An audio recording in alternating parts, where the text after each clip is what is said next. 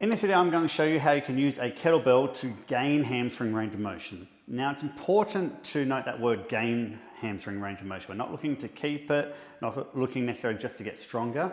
The main premise here is to improve our range of motion. Now, in my Stretch Yourself Strong system, we look at 4 phases. Phase 1 is around gaining range of motion. One of the best things you can do to gain range of motion, time and time again proven through the research, is static stretching. Something we can do to elicit more intensity in a static stretch are isometrics, with the benefit that we also get stronger in them as well. So if we took something like, I guess this could be the start of a single leg deadlift, could be a lunge, depends what you want to call it, doesn't really matter. If we come into this position, we can start to get more hamstring load or tensile load if we start to anteriorly tilt our pelvis here. So if you come into this position and anteriorly tilt your pelvis, you'll start to feel tension around the top of the hamstring, so at its origin.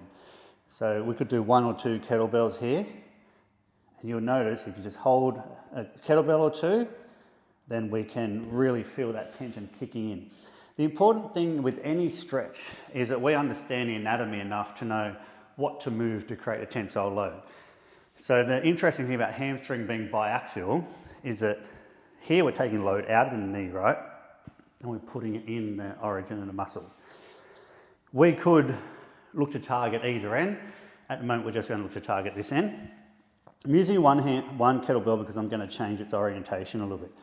If I now wanted to get, knowing that hamstrings are more than one muscle, if I wanted now to get more lateral, I'm going to anteriorly tilt my pelvis. I'm going to turn my chest a little bit towards you, and then I'm going to pick up the kettlebell on my left side. This is now giving me a more lateral hamstring isometric. If I was to now want to go more medial, again, I'm going to anteriorly tilt my pelvis. I'm going to turn my chest a little bit here. I'm going to lift with my right hand.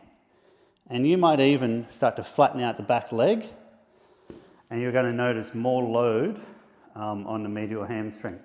We could also do some things like to enhance that lateral load. If I come here and I anteriorly tilt and I start to actually shift my pelvis out, I'm going to get even more load here.